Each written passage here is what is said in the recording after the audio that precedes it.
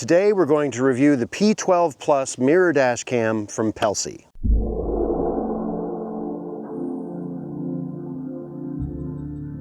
Last summer, I was contacted by a representative from Pelsee, and they had us try out a low-cost camera called the P1 Duo, and especially for the price, I was very impressed at the resolution that that camera had. Now, this is one of their newer products. He reached out to me recently and wanted us to try out this. This is called a P12 Plus. It is a mirror dash camera. Now, if you're interested, at the end of this video, if you're interested in purchasing one of these, I'll put the link in the description and you can just click on that and take care of it. This is also very low cost. I think when I looked, it was around $110, $109, something like that. So the front-facing camera is built into the mirror. It gives you this new 12-inch wide rear view mirror that has the camera built in on the back of it. Now, that is a 4K camera that has vehicle detection and pedestrian detection. It'll highlight them in boxes and things like that, give you warning lights if something's not right. It's got like predictive stuff for blind spots. But it also has a 1080p camera for the rear. So if you have an older car that doesn't have a backup camera, this would give you that, and it would turn the mirror into that display, and it would just show you in your mirror what you're backing up into. You can have the mirror display the front-facing camera or the rear-facing camera via voice command, or you can even have it show you both. So let's see what's in the box. Opening the box. So we'll slide that off and try to open this lid. Tolerances are a little tight in the packaging, so there we go. Got it. Now, here is the actual mirror dash cam right here in this plastic sleeve. Open it up, you can see how big it is. They call it a P12 because it looks like that's 12 inches. I'm gonna hold up my my iPhone, which is an iPhone 15 Max, and you can get an idea of how big this mirror is. On the back side of it, you have the camera itself right here, which you can adjust the angle on, and these are the little hooks that will go around your rear view mirror, and they have these little straps that are going to connect into these hooks, and that will hold it in place. So let's see what else we have. Under here, underneath this packaging, we've got all of the accessories. This is a GPS module, so if your car doesn't really have built-in GPS, this will allow you to do that, and it will give you your speed and location information up on the actual mirror screen itself. And this will connect into the top of the mirror here. See if you can get in there. Got the GPS there. The SD card will go there. That is AV for the rear camera, and that's the Type-C, USB Type-C plug for the power. Speaking of power, here is your power cable. You can see it'll plug into just a 12-volt outlet. It has a USB-A port in the back, so you can still plug devices into that without any issue. And then the USB-C connector to plug into the mirror so it has power. This packaging is the rear camera. You can see they give you a lot of cabling in case you need to wire that through a larger vehicle. It can disconnect here so that it's easier to tuck in, plugs into the mirror camera itself with this. This red cable that's just loose there, you can strip a little bit of this. If you can find the exact positive wire for your reversing light, you can tie this into your reversing light, kind of tape it up with some electrical tape, and then it should be able to trigger the rear camera in the mirror screen when you shift the car into reverse.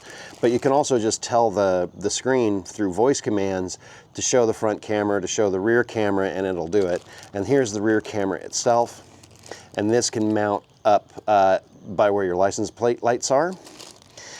Then finally, in here you've got some tools. You've got trim removal tool. Now this is to help you tuck cabling up into the camera, and then these are the straps that help hold the mirror in place. They connect here and wrap around your rear view mirror and connect there, and you can adjust as well because it's got all these different different loops that you can use for that.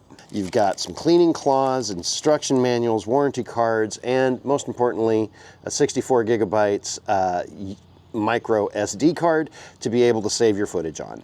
I'm looking at the stock rear view mirror in Rachel's Fiat 500e, and it's kind of chunky because it's wide here and it's wide in the back, and it's got a lot of heavy plastic mounts, but this mirror camera will fit over it. It takes a little bit of effort to get this strap here over that big bump on the back of the mirror, but you can see it does fit. Won't go any further this way because the camera is protruding out back here. I've got everything connected. I'm going to plug in power, and it should turn on. There's the welcome chime. I'm going to peel this off, and now you can kind of get an idea of what it looks like. I'm going to have to move to the other side of the car because we've got too much glare. But it says, please format the SD card or the camera cannot record any videos. So I push yes on the screen. Formatting is successful. Sorry about the glare, but you can see up here it is recording. On this side, it's got the GPS. It says that we are facing north, going 0 miles per hour. You got to reset the date and time and all of that. But over here, I can adjust the camera angle. It'll zoom up and zoom down. Let's see if voice commands work. Show the rear camera. Okay. And there is the rear camera. All right, Rachel, so we're gonna drive home. We're gonna test this camera out. It has just chimed on saying hello. It is very large compared to my old rear view mirror, for sure. So we'll include some of the footage from both the front and the rear camera, and I'll highlight them as we go. So you can see the difference between the 4K front camera and the 1080p rear camera. But the 1080p rear camera is going to be a little bouncy. And the reason is because I don't have it permanently mounted. I just kind of have it sticking into the trim right now, and it's on a hinge. And so when we go over a bumps, it's going to bounce. That is not the fault of the camera. That is the fault of the installer. That's me. When you permanently install it, you'll screw it in place by where your license plate lights go, and you can tighten those screws down on that hinge so that it doesn't bounce on bumps. So if you're just driving around without really interacting with the mirror, it just becomes a mirror and the display stops displaying. But if you tap it, it wakes the display up. And I've got a lot of glare in there because it is reflective, but you can now see that it's there, and it will respond to voice commands. Show front camera. Okay. Show rear camera. Okay. Show both cameras. Okay. Sorry for the bumpy road. So I want you to be able to see the actual resolution of the camera, so we're going to show you the 4K front camera now. And then here is the 1080p rear-facing camera, and again, it's probably going to be a little bouncy, my fault. So those are our thoughts on this P12 Plus mirror dash camera from Pelsee.